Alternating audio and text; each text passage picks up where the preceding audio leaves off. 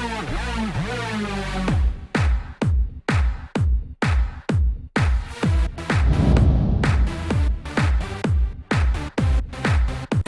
out to everybody out there on White Street. You already know what it is. Salute everybody.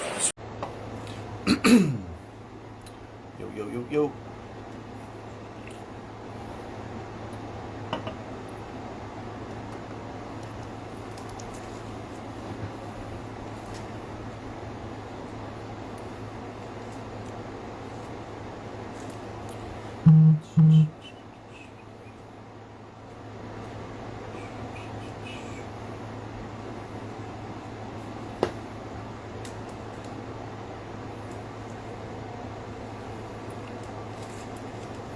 What up, what up, what up, what up?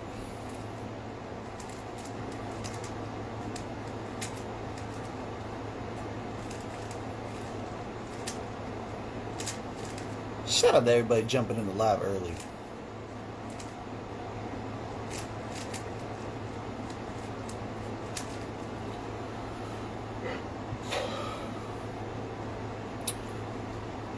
So this is going to be an interview with Ollie Joseph. Just waiting for the man of the hour to show up today. Mr. Boris, what's going on? My favorite plug.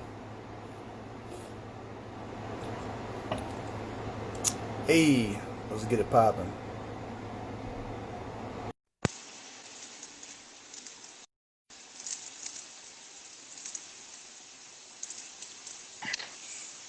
Steve, man. My guy! What's up, dude? What's going on, family? Not much, man. Can you hear me all right? Yeah, you sound good on my part. How I sound? Everything good? Great. Perfect. How you feeling today, man? I'm doing great, bro. Really, I'm doing fantastic. I'm so excited for this interview, man. I'm excited to get to chop it up with you. I feel like we've talked enough online. It's only about time. This is what I'm saying. Like, there's a lot of the interviews where if you go back and you check the series, my interview is my first time actually talking like with the artist. A lot of times I interact with the fans and shit like that. Oh, word. Yeah, so like it's like there's like that weird first 10-minute introduction period, you know, where you're feeling each other out and shit. So it's super dope. Like, for those that don't know, I'm actually a huge Ollie Joseph fan. Discovered him on the channel. Huge up and coming artist. I just put out a tweet. This is gonna be one of those moments that's getting immortalized. That you guys are gonna look back after this man blows up, and you're either gonna be able to say like, I was a fan from the start. You know what I'm saying? Or you know, I had to wait for the bandwagon to pull up. So like that. This is like, I feel personally like I get to be a part of someone that I know is going to make history. Like, I got some inside info on like a rigged race. Like, this is super fucking dope for me, my guy. Hey, man. I appreciate everything you've done for me so far, and we've only been talking for like the past 2 months, so that's crazy. It's hopefully a long, fruitful relationship. Oh, and if I can do anything, man, one fan, one listener at a time. You know what I'm saying? We build this shit brick by brick. You know? Hell yeah. So I want to consider this like a starting point for a lot of people. I want to assume that a lot of my audience may not be familiar with you.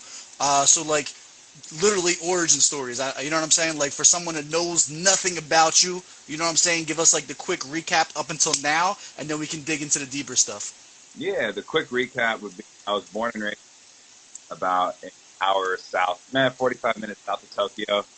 I think I've moved like 9 times in my life. My dad was in the military, so it was a lot of moving when I was growing up, back and forth, mainly in Japan, but I lived briefly in America too. I lived in Michigan when I was a kid, Chicago for a little bit, and then I ended up going to high school in Jacksonville, Florida. My dad got one of his doctorates from Michigan State, so I ended up choosing to go to college there. Went to state, played around with music a little bit. It was more so just for fun. But, you know, you have like those couple friends who are like, oh man, you're dope, like keep doing it. But then looking back, you're like, oh my God, what the fuck is I So I played around like for the first year I got there and stopped until my senior year, started picking it back up again. Then when I actually graduated and got a job, I was like, damn, dude, working is not the move. Like, I need to find something else to do. So I picked it back up as a hobby, and I was like, and about like a year after that was when I was like, I'm actually gonna like, we're gonna go hard with that. And then a year after that was when actually no, like half a year after that was when I moved to Los Angeles in summer of 2017, and then I didn't start consistently putting stuff out until the start of 20. 2018. So you're chopping up a little bit, just so you know. So the audio's going in and out just a little bit. All right, so dope. So that brings us to now. Now, I met you through obviously, fan requests and stuff like that, and I know you as being affiliated through the Spectators Collective, right? I assume that a lot of people, again, have no idea what that is or how that came about. What's the story with that? How did you go from I'm in Japan to I'm now fucking rocking with the Spectators? Like, who are they? How did your association with them come about? Things like that. Yeah, so they were a label and now they're a group, creative group, I should say. Back when this was 2017, like February. I one Fam, we got no audio. You're cutting out. You're cutting out. Oh, word. Okay. I'm trying to figure out how I can. Uh,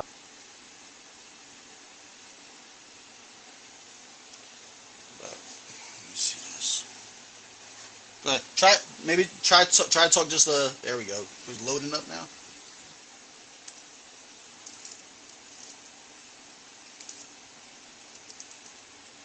we good now? Yeah, you're back. You're back. Go ahead. Yeah. All right, cool. So yeah, basically what they have going on is they were a label and now they're just a creative like music collective.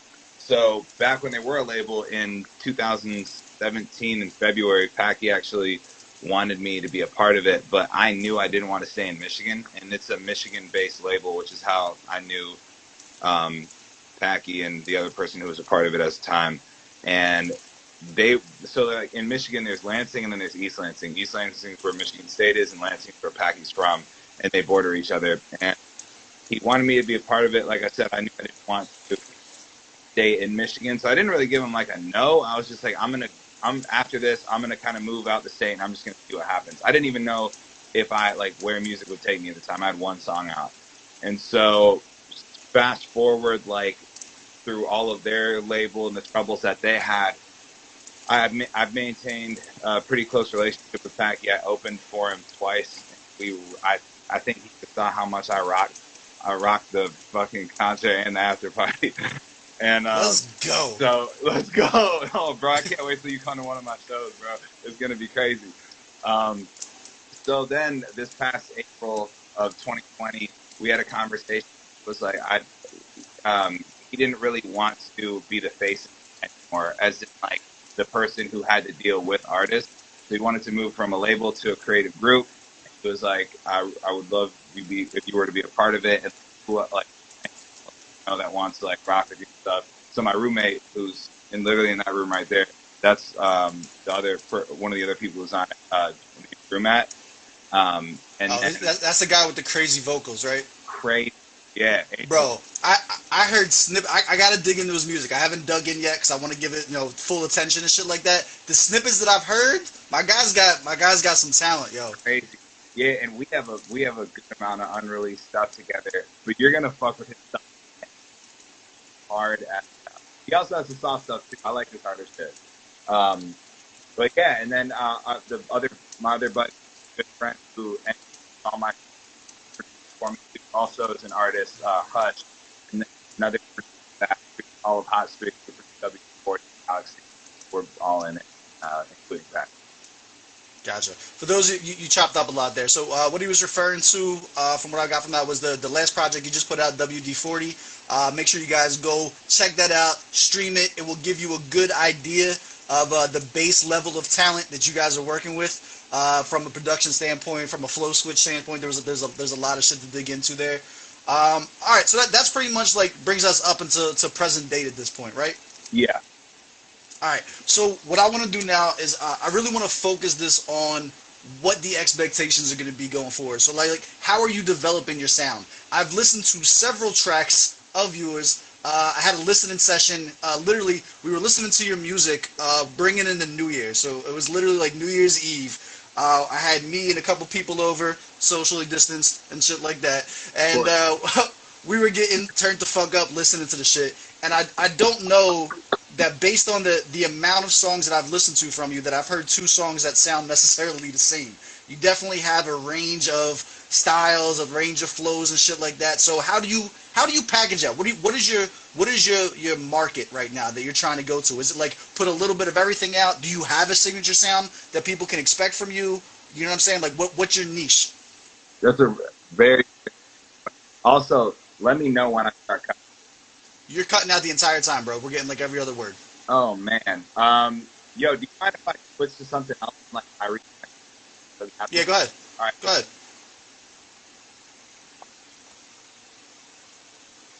It's cool. We'll kick it solo. You guys got to deal with me for the next couple of minutes. But yeah, let me know down in the comments. Let me check, see what the comments are going up. For those of you who don't know, I can't really read the comments and stuff like that while I'm talking, so I apologize. Shout out to Irish. Shout out to Apollo down there. He actually adopted me. I believe Apollo and Ollie just dropped another one, and I think, correct me if I'm wrong, but I'm pretty sure Ollie's biggest song that he's put out so far was actually a collaboration with Apollo. So make sure you guys check him out as well. That's super fucking dope. All right, we got him back.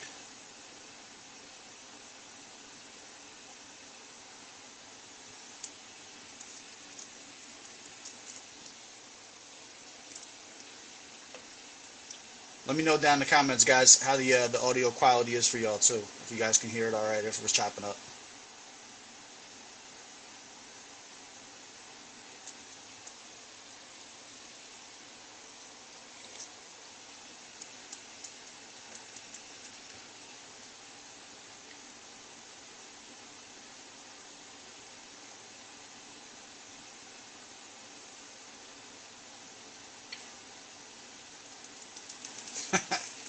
If you don't do a few of Apollo's songs, I'm coming to Philly to riot.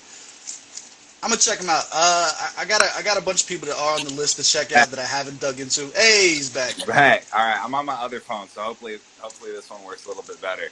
Oh, you had me on the plug phone for the interview. I see you. All right. No, All right. You're on the plug phone now. This is the burner phone. Let me know if we have any audio problems with this one too. It might just be the new phone that I have. Yeah, you sound good right now. All right, cool. So addressing your question about like any specific or like niche sound and whatnot, I think because I didn't grow up like liking one, like I grew up initially listening to like the Beastie Boys, this, that, and the other type of shit like that, 90s stuff with my dad. Then switched to classic rock, listened to like AC/DC, Ramones, all that, and then through like elementary school, 50 Cent and shit too, like mixed in there. And then like I was in a huge Green Day phase, and then in high school I was in a huge reggae phase. Like it when I found Waka Flocka in 2009 was when I really was like, dude, rap is fuck everything else. Like that's the vibe. And so I grew out the dreads. What a statement! When I found Waka Flocka, that's when I knew. Not Nas, not Biggie. No. When I found Waka Flocka, that was it. It was a rap. That's going on a T-shirt. That's going on your merch. But I think it was like his nature of just, he did not give a fuck. And he was just turning up, yelling, and it looked fun. I was like 16 at the time, and I'm like, this guy looks like he just turns the fuck up and has a blast. Let me check his shit out. And then I got into like the Atlanta trap scene. And then, strangely enough, that's when I started listening to like Biggie and Wu-Tang and all that stuff. So it kind of all fell into one. And I was like, man, there's so much going on. I just always have listened to a ton of shit. But I also don't listen to a lot of rap myself. So I think that's why, like, generally, like, there's the Kid Laroi came out, that song got popular. Now you can look, and there's a ton of hymns coming out. So I'd never want to be the person where it's like the person following a trend. Exactly. So I think that's why I bounce around a lot, is because it's not the fact that I'm trying to do a bunch of shit. That's just what goes on in my head. I'll wake up, I'll have an idea, try it, fuck up, end up singing it. It sounds better like that. We're singing on the hook and we're rapping on the verses, or I might get someone else on it.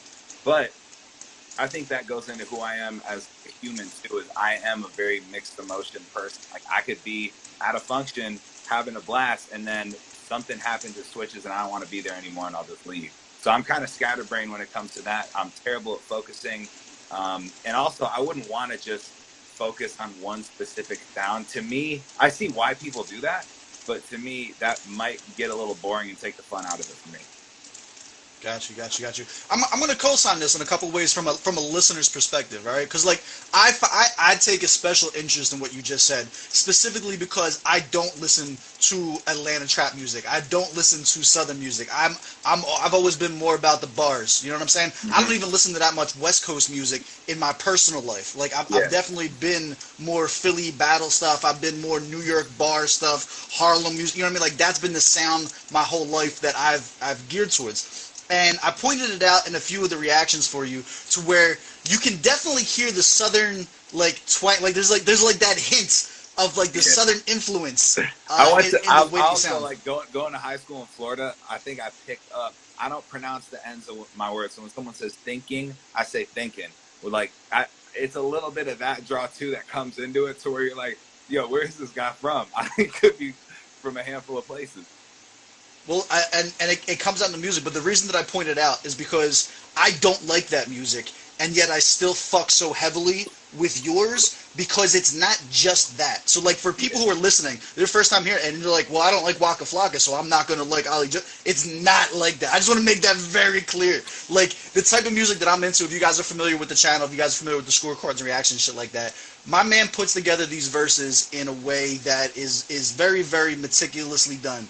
I've broken down a lot of the lyrics, I've broken down a lot of the schemes, and the music theory is pretty much flawless. When I look at chill, bro, it's already cemented. It's on the channel. I can't take it back now. But like, if in my opinion, when you look at Atlanta trap scenes and stuff like that, it's not about meticulously putting lyrics and verses together. It's about capturing a sound, it's about capturing a vibe, it's about capturing like an attitude and an ambience, which I'm not saying that you don't do, but what I want to put emphasis on for those who are just discovering you is that the lyricism is 1,000% there. The thoughts that going into the verses is 1,000% there, while still having that cool southern drawl, southern twang, you know what I'm saying? That still kind of like attitude to it that makes it a bop. So I just wanted to put my 2 cents on that too. Everything that you said as far as the influence of what you listen to, where you come to, guys, you will see it in the music. As you dig into the catalog, you will hear what he's talking about. This is not just lip service. Shout out to you for that, man. No, that means the most, dude, because what I focus on mainly is writing. I did, like, when I was in high school, I got into poetry a little bit through this class that I have. Big shout out, Mr. Shannon. I hated it at first. I didn't get why we were analyzing these people's things. But when he, like, was starting to break shit down, I'm like, damn, this is kind of cool. Like, I didn't even catch that the first time I read it, but now I'm seeing the whole thing fall into place. And that's what I focused into. It's not just like something rhymes with something. Like, there has to be a transition. And I got to, like, I remember when you did the Home to You reaction, you were like, all right, let's see if he stays on topic. That's my biggest thing is like, it has to make sense. It has to flow. There has to be a certain cadence about the flow. The lyrics have to hit. There has to be a story or a message in some way, shape, or form. I'm not just going to make some mindless shit. No matter what, you can break it down to like, oh, he's doing this, or like this was something he went through and he wants you to feel this. So that means a lot coming from someone like you, because you got bars yourself, bro. I'm just I'm just the reactor. So that does bring me down to the next point that I'd like to. How old are you right now? I'm 27. 27. All right. So a lot of people will say this is a young man's sport. And one of the things, if you look at songs by him, I have a reaction up for like Trap Tragedy, right? You have a way of capturing a very, very common theme that's in music, but you're putting a lot of modern spins on it that I think is going to contribute a lot to the viralness of it, right? You're not just like, as much as you're saying there's like classical rock influence and stuff like that, you're very much in tune with modern culture and shit like that. It's not like Waka Flocka putting out a song today. You don't expect to hear shit like. I keep my eyes and ears to what's going on for sure. Is that purposeful? Like, tell me about like what's the go viral strategy, or is that just inundative to the way that you write?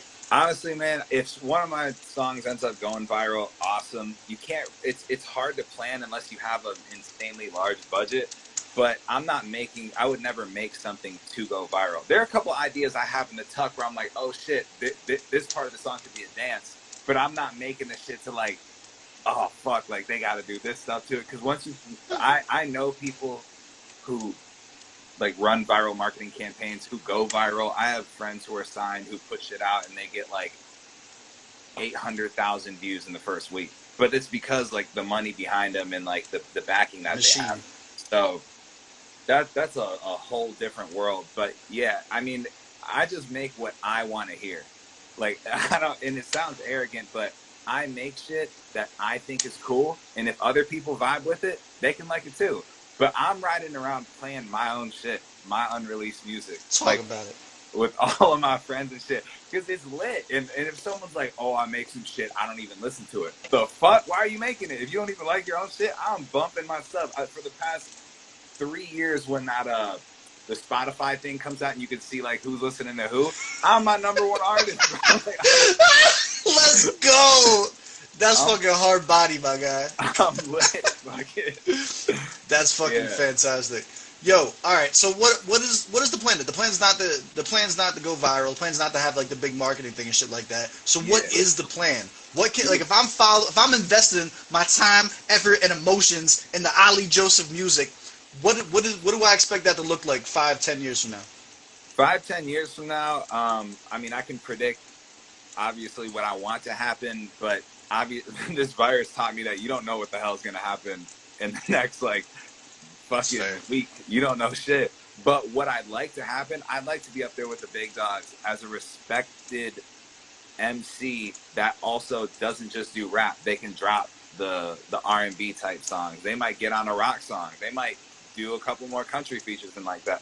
I want to be that all around pop star, rock star vibe that raps.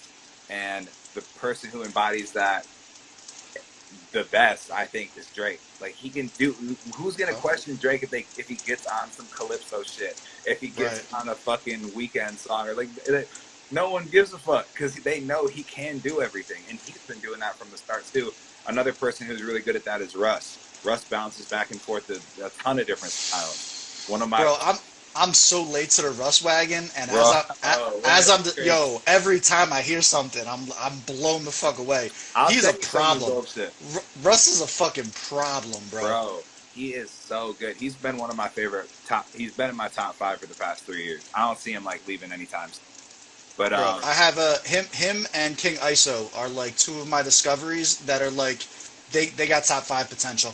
Top 5 potential. Like I have to discover more of the music myself. But you can just hear it, like it's there. Yeah, it's one of those things too where when I first started making music, I could I'll go back and listen. I'm like, bro, I did not know what the fuck I was doing with structure wise, like what words to choose to use, like anything like that. But now when I listen to my stuff compared to someone like that, I'm like, it's there.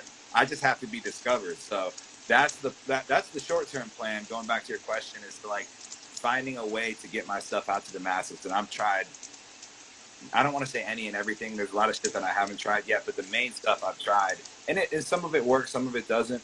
But in the 5 or 10 year span, I want to be fully making a living off of it, potentially be a household name by then too. Going back to your other question, how old am I? It used to trip me out a little bit because you're right. The people who are coming up are 18, 20, 22. Yeah. I didn't start doing this till I was almost 24. So the big message that I have, and I say it in a lot of my songs, just like in All for Nothing. I won't spoil anything for you if you haven't listened to it yet. But it's all kicking me out fucking lives and shit. It's all about like, who gives a shit about how old you are or what? Like, so you think someone's gonna listen to this shit? Be like, oh, he's 27. I'm not listening to that. Fuck no, you're gonna be listening. You're like, yo, this dude's lit.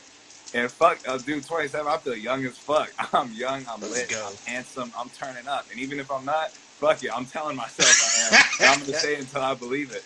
But yeah, I mean, it's probably the best time in the world for that. You got Benny the Butcher popping off right now, just flat out talking like, yo, I'm 35 before I started this shit and had one of the best albums of the fucking year. So like, you're not alone in that sentiment. I think we're moving away from it. You know what I mean? Yeah, I think we are too, and I'm happy we are, because talent shouldn't be limited to how old someone is, because there could easily be, and this is a little stretch of an example, but let's say there's a dude who is 45 who picks it up and is just cold and can make modern day shit. What are you gonna like section him out just because he's like old? Like, it shouldn't be that. Like, that dude knows a ton. He could teach a bunch of people shit. He's fucking 45 and you're 18. Like, listen up. Facts. But it's pretty unique to the genre too, because like rock stars are still touring.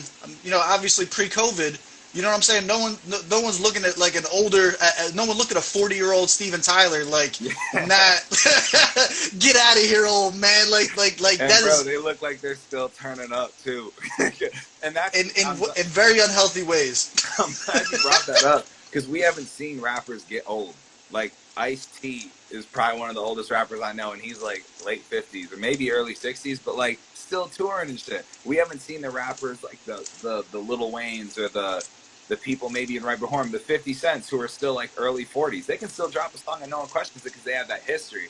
But a lot of the people who are popping off at a younger age, you're seeing them have the 1 or 2 year careers and then fall off. So I'm happy with where I've started, the mindset I have, and how long it's taken me to even get to where I am today. I used to beat myself up like, man, I'm not like, I didn't start young enough. It's not happening fast enough until recently, especially over the past like 3 months, I've just taken a step back, or I should say 6 months, and just been like, you know what? I'm going to go back to just having fun with it. Whatever happens, happens. I have a full-time job. It's not like I'm struggling out here and doing this. Right. Like I played the game right. So I'm good on that end. And this shit is just fucking fun. And if people like it, they like it. And I hope they like it because I don't plan on going anywhere anytime soon. Bro, like again, I can't co-sign enough. Your shit is fucking dope. I think you are a ticking time bomb. I really do. Dude, like, I'm gonna come out with a song called "Ticking Time Bomb." That's fun. Wow. Like, fact, bro, it definitely go well. So here's interesting. So you were born in Tokyo, right? You got the military family background where you're traveling a lot, right? A lot of what I do, I put on a lot of international artists. So I do a lot of collaborations in South Africa. Recently, we started diving into the Nigerian hip-hop scene. And my plan is like, I have a podcast launching with some big names out in Africa. The idea is to come up with a global network, right? For mass marketing, basically. Like, it's less about me and it's more about having the opportunity to put on other artists. Since you have that background, here's the question. I say that to say this. Are you open, like, what's your collab policy? Right? If someone like hears you, like, are you interested? Are you actively seeking out dope collaborations? Are you more like, I want to do my own sound, I don't really want to do that yet? Like, what is the mentality? What's the strategy there? Man, someone asked me the other day, they're like, hey, how much do you charge for a feature? And I used to charge for features, but then I realized, like, I might end up on a song that I don't even want to play it. And I don't want to be a part of something where I'm like, actually, bro, that's not it. Like, I need to be on shit that I'm going to bump too. So my policy is that if you come to me with a song where I'm like, holy fuck, this is awesome, and B, I can add something to this. Because there's been people who send me shit where it's cool, but me on it won't make it any cooler. And even if they're not, even if they are like a fan of my work, I'd want them to get someone on there who's going to be the right fit to further boost that song's potential. So at the moment, if you make cool shit and you send it to me and I like it, we can work. I don't care. We'll work out splits on the back end and all that shit. I care about making good music that I actually want to play back and share to people. So like when that feature comes out that I paid, they're like, yo, is this you? And I'm like, ugh, no, man, I don't even know how he got that. That's a cool 1,200. Yeah. No, it is too. And like, that's another thing about it is like, I'm very realistic with how much I charge people for where I'm at. And there's people who are taxing and they have no following and people are paying for it, getting scammed. But like, I don't need it that much to where I'll have to be like, all right, I guess I got to do that. And that's what the job's for. Now you can argue like the job takes away time where I could be working on music, but everything's God's balance. It's hard to find.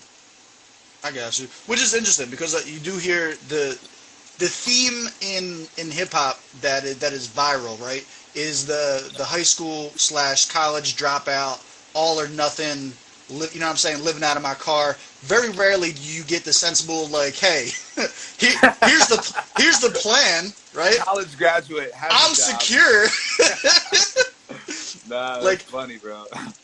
I think that's eventually. I think that is going to make a good origin story for those who aren't necessarily in that position, who still want to pursue music. You know what I'm saying? Like I feel like that's a good message to get across. As much as the all or nothing story has been a motif and has been a theme in hip hop, I do think there's more than enough room. If you look at like the Rick Rosses and shit like that are college educated and shit that people don't talk about. You know what I'm saying? That's important, you know? And you got to think too, no one's telling the all or nothing story when they don't make it. No one's like, bro, I was sleeping in my car for 8 years and nothing happened. There's so many more of those than the people Facts. who are good sleeping in their car making it. That's it. That's it. So if you're like, you know what, fuck this, I'm gonna drop out of school and just move to LA and make it work. You better be so fucking good that you walk into a room and it's not even you want to work with them, it's they want to work with you. But that is this much.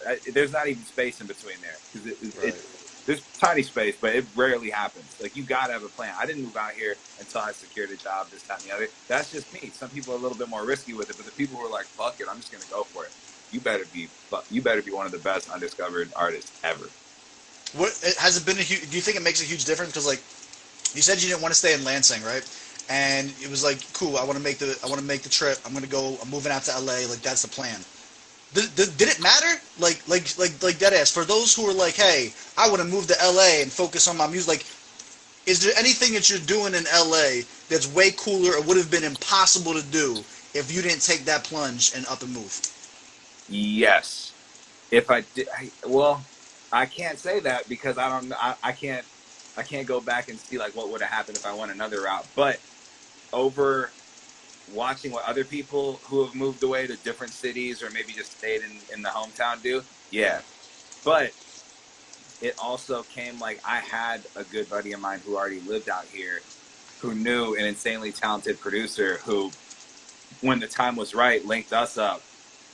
And this, I should not have been working with this kid because he was way out of my league, but taught me a lot of my fundamentals today, produced all of my earlier stuff, most of my earlier stuff, I should say. And then because of him, I met a ton of other people. And then I met one of my best friends who engineers all my music at like a random party that was out here. So it's easier to meet people who do cool shit in the entertainment world when you move to a city from entertainment. So, but I mean, like, none of that happens living in South Dakota. Yeah, I mean, there's Mount Rushmore, but yeah, you're dealing with a different time frame. What a random fact to be able to drop off the top of the head like that. The more you know, my guy. I know the most trivial shit. I swear, I was just telling someone that yesterday.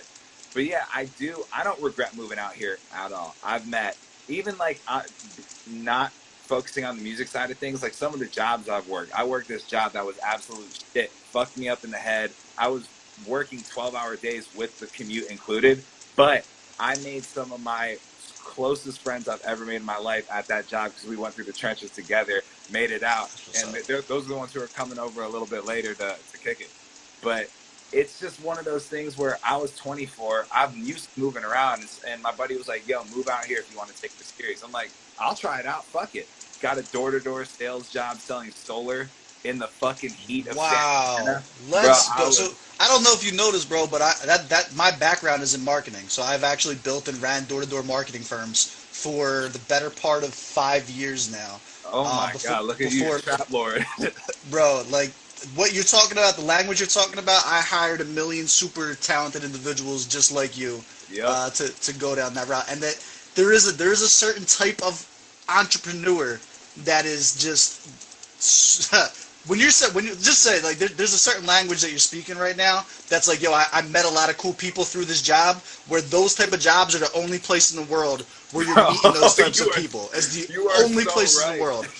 Because you like people at the same wavelength. Yeah, you're like, yeah, I guess I'll work this job to like pay something to work somewhere else. And now all those people at that job, none of us work there anymore.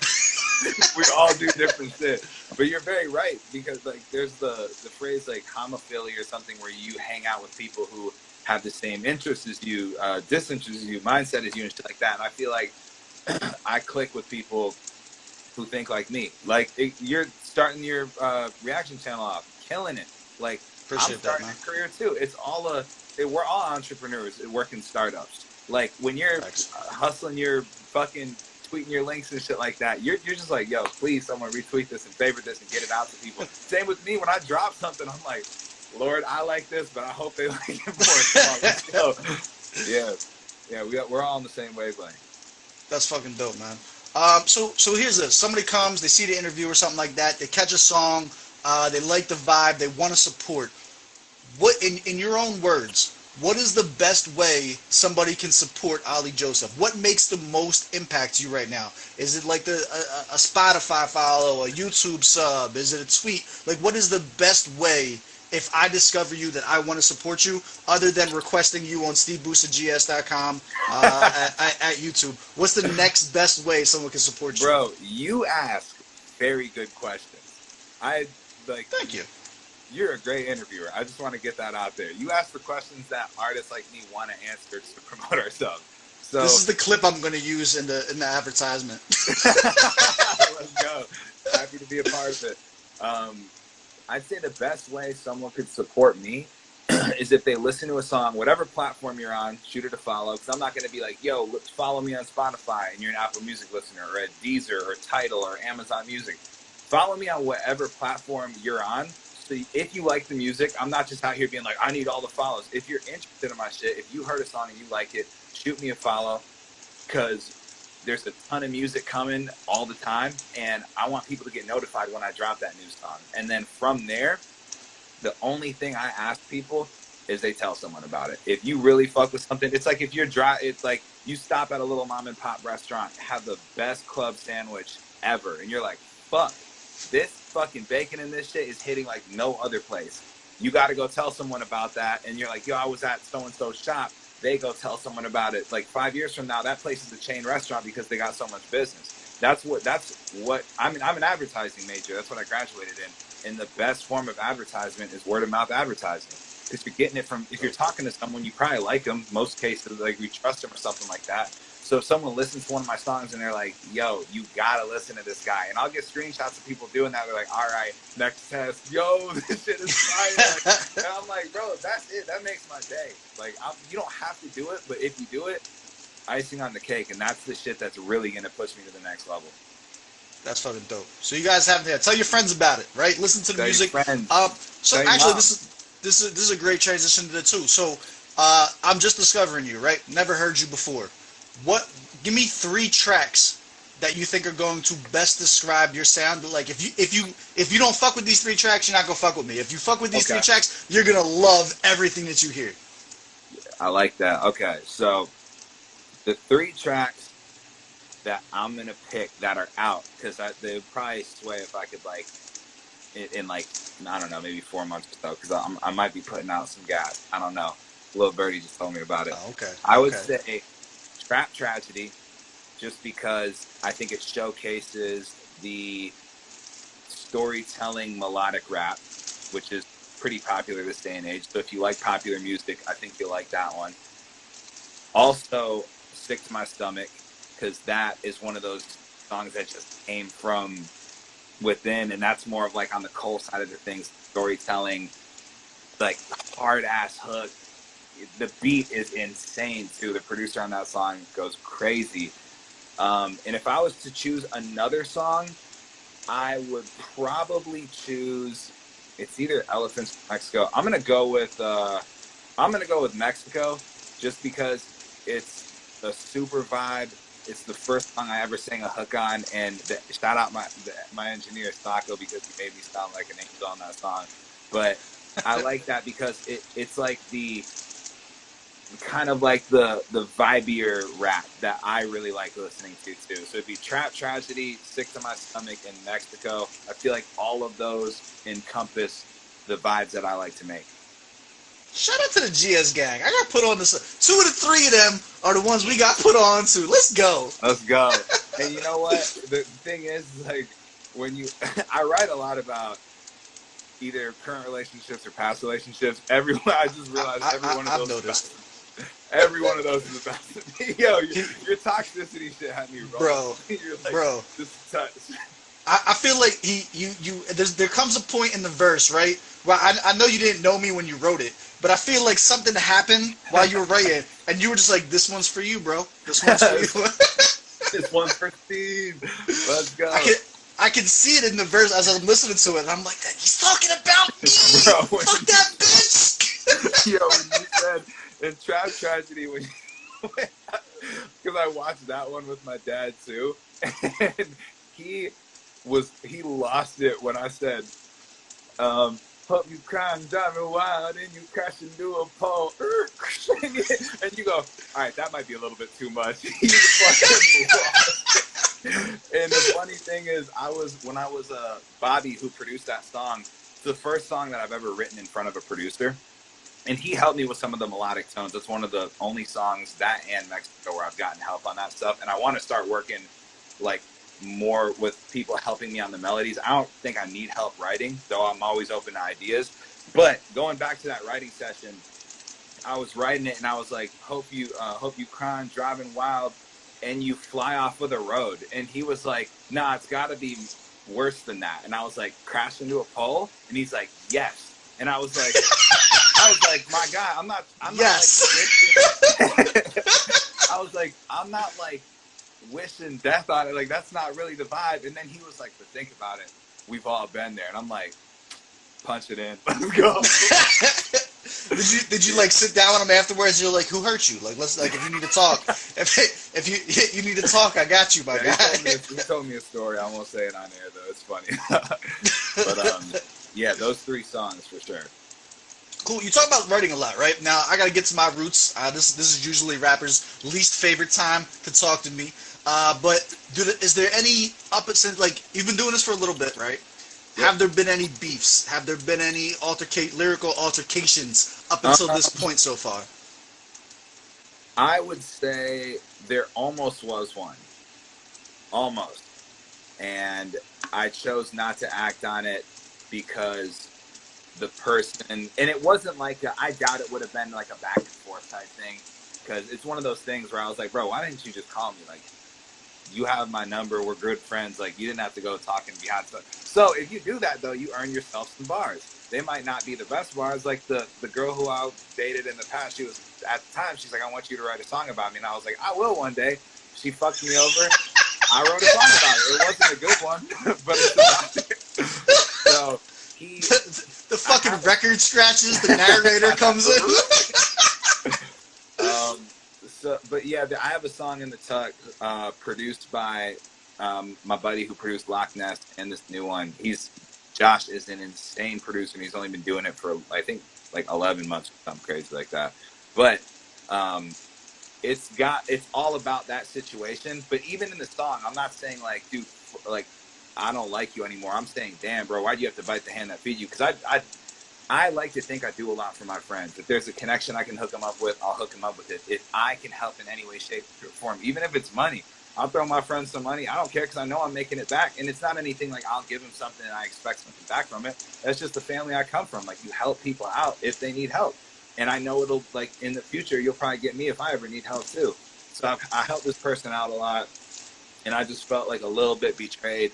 But it's not even worth it. To me, it's like, I actually, I don't know if you saw what I posted. It's a little freestyle or verse clip on the last post on my Instagram. But there's a line in it, and it goes, "If you're not paying me to respond, then I have to walk away, because I'm not going to waste my time." I seen the written out lyrics of it. Yeah. I don't click on the videos no more, because when I join your lives and I try to show love, I get kicked the fuck out of the lives.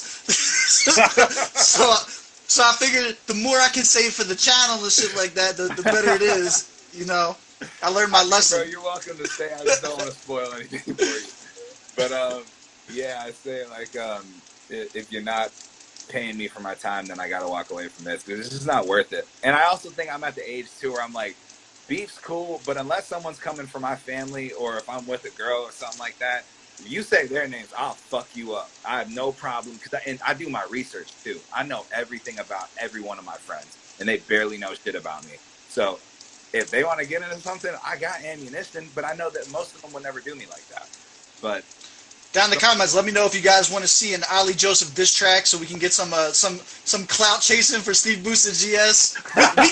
We can clap back over here. Dude, no, people like you won that one, my guy. When you said the only uplifting, something like a pallbearer, I was like, I'm done. Hey, hell no, I'm not getting this. Yeah, I appreciate you checking that out. So this is interesting too, because I point this out specifically on the most recent reaction that I did to the WD-40 jump, right?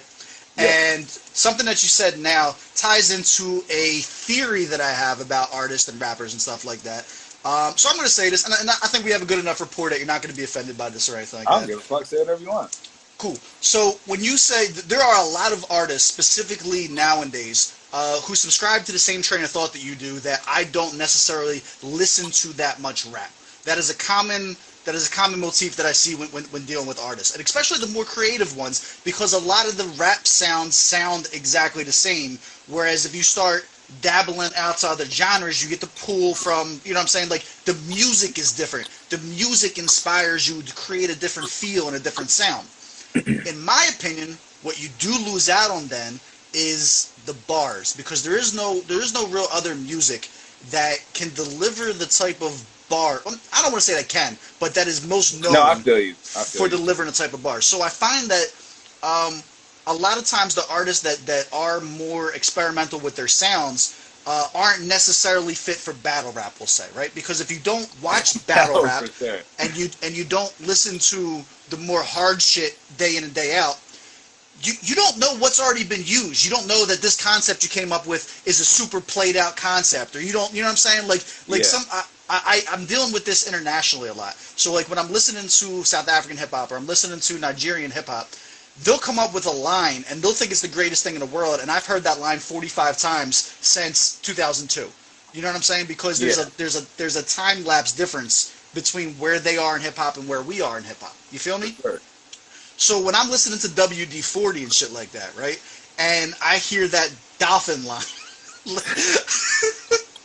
Yo, like, but to give my cousin credit though, I said that in a song in like 2018 when he threw me a feature, and I think I heard someone said it and I flipped it to where it wasn't the same, but they said blow out her back, like it was a different animal, and I was like, oh, a dolphin could do that too. Mind you, this was a year into me like trying to write and stuff, so I thought it was cool. So that's why he said it, to reference that song, because that's the first time like we bro, when you said that, you're like, come on, man.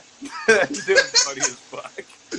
but like, and it's not meant to be disrespectful. You know what I'm saying? Like, it's always my opinion. I know. You know what I mean? So, but with that being said, I personally attribute things like that to the music that someone listens to. Like, I think that if you're someone who frequents the Smack URL battles and you know all of those battle bars like the back of your hand and shit like that, you look at certain lines and shit like that differently, and you look at the impact of punchlines and shit like that a little bit differently, specifically with similes. So like when you're talking about blow your back out like a dolphin, like that's a simile to where, like, if you see that misses in a crowd because you've been watching battle rap for the last 20 years, you're going to think differently about certain things that get put on the track. So like, just what are your opinions? This is just one man's opinion of it based on my observations. You know what I'm saying? Bro, I say the same.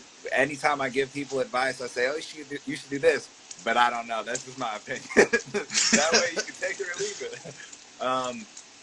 I agree with you. And I think what I said earlier, when I don't really listen to a lot of rap, what I meant by that is I do listen to rap. I just don't listen to a ton of artists. Mainly like a ton of popular artists in this day and age. So recently, the two rappers who I've been binge listening to are, do you know who Oliver Francis is? Nah, you don't, Ollie. I fuck with. Ah, my guy. Shout out Oliver Francis though. He's dope. But he has he's not like mainstream big, but people know about him. Like his songs, he has a song with 38 million plays, like 10 million plays, 15 million. Dope as fuck. Produces everything, mixes it, and you can tell. You know when people are like, oh, I'm self-produced. We're like, bro, we can tell. Like it doesn't sound. I don't even write my raps when we get into the. We know. Bro, I believe you. Rhyme the same shit every line. Yeah. But this dude has like a raw grit to him where it is so dope. And I'm gonna send you a project of his. It's called Crown of Death, and the picture is like an emo painting, and he's kind of got like the steam look to him. But this dude is hard as fuck. You'd rock with this shit. And then another artist is a guy named Mike, formerly known as Mike Stud. I didn't like him when he was like the college frat rapper, but now his newer music is so cold. So that's like new alternative rap I've been listening to. But because of my high school days of listening to Wu-Tang Clan, which is a huge lyrical influence for me when it's coming to like the rap verses, or Biggie when it's coming back to like the I'm gonna pop my shit but still have bars, a lot of those, I don't even want to call them older artists because they're not even that old, but like I guess in nowadays they might be. But a lot of like the '90s artists or who I pulled Came from. out last year. You're old. Yeah, dude. You know, bro, we put out a song called Eliante. Someone hit me up 3 weeks after it came out and be like, "Yo, I'm still listening to this." I'm like, bro, still. This is 3 weeks old. You better be listening to this 5 years from now. Like, people like, bro, this shit's still hot. Dropped 2 days ago. You're like, I can't win anymore. But that's why you gotta always be in people's fucking ears at this point, which is a little bit aggravating, but at the same time, it's fun keeping up with the competitive nature of all this because if I see someone else dropping like good shit, it makes me want to step up and put all the shit out that I have on my computer. But I overall, I'd say I agree with you, and especially like I think lyrical storytelling rap is slowly making a comeback. It's not one of those things where it's like history repeats itself and boom, it's going to be the next biggest thing. But if you can drop a song where it has like a modern-ish type beat, my thing is like a singier, vibier hook with like a story verse, bars in the verse. It doesn't even have to be like a serious story. Like even if you're just talking about like a night out with a chick, if you got similes and it's like I'm in the like this, and you're like, oh shit, like this person knows what he's doing. To me, just like to you, like being in tune with the battle rap side of things, I still love the lyrical shit, and that's why like bars over. I want to say over everything. I think all around sound composition means more to me than just bars and whatnot, but bars is a close second. Like I need my punchlines and my storytelling and the cadence and the transitions and the word flow and how the inflection is a big one too. I need all that to hit for me to be like, all right, this is the go, we're putting this shit out. I think it's very, very noticeable in your music too. As somebody who objectively listens as a fan, I don't think it's lip service. I call people out. I don't know if you watch my interviews and shit like that. Bro, I got no problem calling people out and shit like that. No, they got to know what they're stepping into when they're in the ring with you. I want honesty. I don't want someone like gassing me up over some shit. Like and that's another thing that I think I've gotten good at living out here because there are so many artists and so many people making music. Like if you don't make music out here, it's weird. It's not like in the Midwest where your one friend is a rapper and everyone gasses him up. Like right. I know what a bad idea is, so I won't finish a bad idea. That's someone hit me up the other day. They're like, "Do you make a bad song?" Hell, fucking yeah, I make bad shit all the time. I just don't finish it. Because I want to finish the good shit. I'm not going to waste my time on a fucking bad idea. And I don't need to put out songs at the rate to where I just like, I got to put something out. This is coming out. What's coming out is going to be what I think is a very good song. Quality stuff. Timeless stuff. You got to be, like you said, you better still be listening to this 5 years from now. You know what I'm saying? Not just in the moment. I saw an interview, I think it was with Drake, and he was like, to stray away from, or to keep my shit timeless, I don't mention, and he like listed off a couple of things, but one of his things was dates, and I try to stay away from dates, and the only time I know in Home View I said 2016 feels like yesterday or something, and you were like, let's go, and I was like, I know when I get a let's go, it's some good shit. but I pointed out that in that stuff too, that the dates were basically meaningless, like the actual date themselves doesn't matter. It's supposed to trigger the nostalgia of looking back. So it doesn't matter if it's 2016 is a year ago or 2016 is 20 years ago. That's still a timeless bar because you're still tapping into the idea of a relationship that is past. You know what I'm saying? So like, I do think that there's a way of doing that. And then you have other shit like let's party like it's 1999. You know what I mean? Like there is shit that's timeless still. One of my favorite songs is I bought my first real 6-string in summer of '69. When it's like, those were the best days of my life. I'm like, fuck, dude, was it really that lit? Because I feel like I'm living in it through the song, and I'm lit right now. Yeah. All right, man, we got like 8 minutes before the thing cuts us off. I really want to take time to just talk about the new project and promote the new project for the new listeners and shit like that. So I know from my own personal experience, I know from listening to your music, the amount of effort that has to go into the craft of a song. There are a lot of artists that can craft a song but can't craft an album. It's an entirely different animal when putting a project together versus putting a playlist. With putting a theory and putting a sound out versus a collection of songs. What is the thought process and shit like that went into WD-40 that's going into the new project? What can people expect? What do you hope that they take away from it? And like really just talk your shit for the next 8 minutes. Let us know what to expect from the project, bro. I got you. I'm hoping to get another interview within when I'm like at the next step in my career. 'Cause this has been a fun time. I'm a phone call away, bro. Phone call away. yeah, I gotta shoot you my number.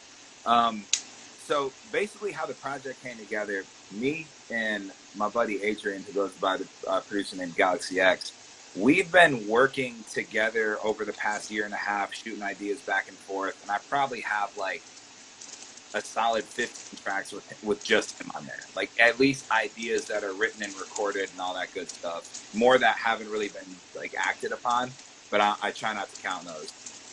And so we were sitting there and I was like, man, moving into 2021, I think I'm gonna cater the sound more to like, and more a little bit an alternative, kind of like a tragedy-esque type thing, but more just more shit where I'm like having fun and it's a good vibe. There's still gonna be bars and shit in there, but like these are more rap songs. And so I think to start off, I had written and recorded Hot Streak, the actual title track of the song, in January of 2020. And I was like, dude, the name Hot Streak is just, I think that's so fucking cool. This could be an album. So we were playing around with it. I didn't end up putting that one out as a single. And then we made Bill Pulte, which was hard. And I'm like, fuck, dude, this is dope. And I also, right after that, went through a period of talking to someone, and it did not end the way I wanted it to end at all. And so I was on my sad boy shit. That was like the most like, damn, bro, laughing my ass off. Yo, I don't want to bask in your failures, but I just want to give a shout out to whatever toxic woman inspired Sick to My Stomach. She's cool now. She's cool. Oh, okay. All right. Well, shout out tell her I said what's up. I appreciate the results of that relationship. Yeah, I got you. Selfishly. So then I made this song on there called No Title, and we were like, oh, so Bill Pulte is about not giving people second chances because they came and went in your life, and now you're on, and it's fuck that. No Title is, please give me a second chance. Like I don't know what I did, but I want one. So then from there, we were gonna put out the 2-pack of Bill Pulte and No Title. Hot Streak was still sitting out there. We hadn't spoken about it yet. So we're like, okay, we're going to put a 2-pack out called Second Chances because they're both about second chances, blah, blah, blah.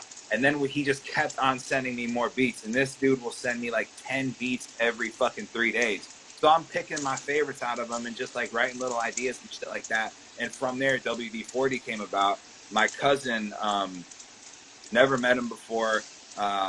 Lives in Mobile, Alabama. He's actually my second cousin, but the way my family's structured, like my dad's the youngest of 12, so all of his cousins are his age and their children are my age.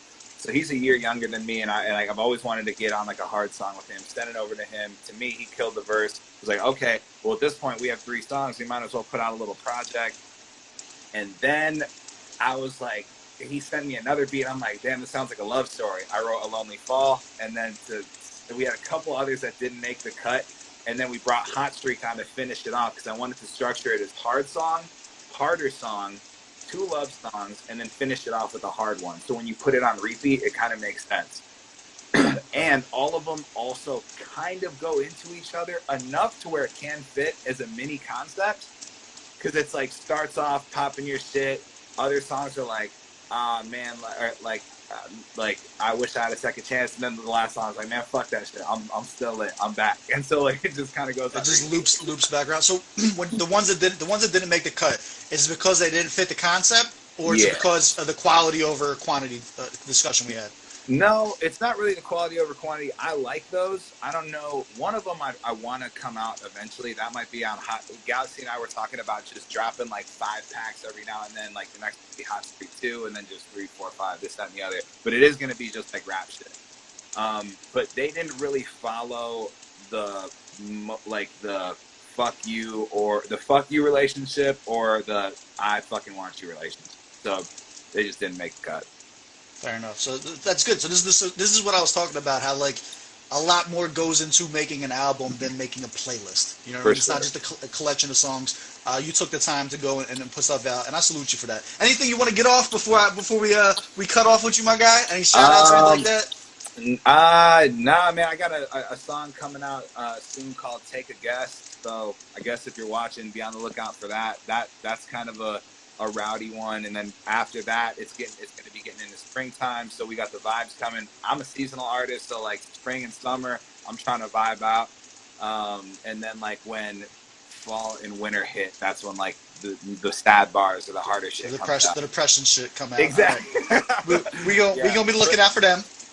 But no, man, I just want to thank everyone that does give me a chance and listens to my stuff, listens to the people who I'm friends with stuff. Like, it's all still like, well, how the fuck am I doing this? Like, how do I have 150,000 people a month listening to me on the largest platform? It's still me, just like, you can see it. Right? Like, we're in the room, we're posted up, got the weekend poster. Like, I'm just in my bed. This is what we do shit out of. So I just want to thank everyone. Shout out to people like you. You showed me love off rip. You're very honest. I'm an honest person as well. And it's nice that we're able to have a conversation where you can fully express your opinions on music. I can do that for mine too, because most of the interviews are like, okay, don't ask me this, or like, we're not going to talk about that. If I step in the building, it's a bull ring, bro. Hit me with anything. I can answer it. So facts. People like you are the people who are like assisting me to get, and we can just grow together. So the pie's big enough for everyone, and I just hope we all eat here in the future. Absolutely, man. If there's anything I can do for you in the future, man, just seriously hit me up. Huge supporter and shit like that. Shout out to everybody down in the comments. I've been reading everybody that's been showing love, coming in and out. There's actually another reactor just chopped in. Shout out to you, my guy. Definitely check out Ollie Joseph Music. Let's get him on some more platforms. This man is going to be an up-and-coming star. I'm calling it now. All right, you did mention something really cool right before we left. You said you appreciate the people not just that fuck with you, but also people that fuck with your friends who are talented, who make music as well. Who, if we like you, you get one person to put on. Who do we go and listen to if we fuck with you? Shit. We got one. I got That's one. it. I'm putting on Drew, my roommate. All right. I'm good because I want to hop into his shit too personally. Yeah, from what I've heard. It's at Drew Matt Music, and you will. And he produces, fucking engineers his own shit, like all around powerhouse, and can rap, sing. Probably. I've only heard the vocals. I haven't heard any. I haven't heard any bars. I've only heard the vocals. The vocals have been fucking dope. Check out Say It, bro. It's melodic rap, but it's fucking sick. Yeah, I'm putting him on there. Everyone gotta go. If you fuck with me, you fuck with him. Who's the trashiest one of your friends? Go. Alright,